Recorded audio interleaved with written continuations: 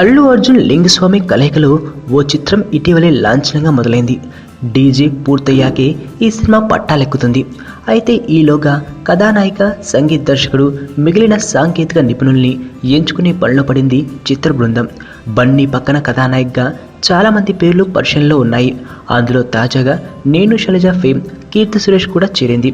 నిజానికి DJ cinema కోసం కీర్తి సురేష్ పేరు అనుకున్నారు. కాల్ షీట్ల సమస్య వల్ల కీర్తిరెడ్డి వచ్చి చేరింది. లింగస్వామి సినిమాకు మాత్రం కీర్తి సురేష్ కాల్ షీట్ల కోసం ముందే కర్చీఫ్ వేసినట్లు తెలుస్తోంది.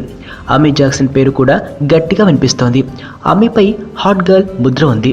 ఫ్యామిలీ ఆడియన్స్ని ఆకట్టుకోవాలంటే కీర్తి సురేష్ లాంటి కథానాయికే బెటర్ అని బన్నీ భావిస్తున్నాడట. దాంతోపాటు కీర్తి ఇటు తెలుగు ప్రేక్షకులకు అటు తమిళ ప్రేక్షకులకు పరిచయమే. అతి త్వరలో కథానాయిక ఎవరన్న విషయంలో ఓ క్లారిటీ వచ్చే అవకాశాలు కనిపిస్తున్నాయి. తెలుగు తమిళ భాషల్లో ఒకేసారి తెరకెక్కించే ఈ చిత్రం 2017 ఫిబ్రవరిలో మొదలవుతుంది. యాక్షన్ అంశాలు కలగలిపిన ఓ ప్రేమ కథగా ఈ చిత్రాన్ని తీర్చిదిద్దుతున్నట్లు తెలుస్తోంది.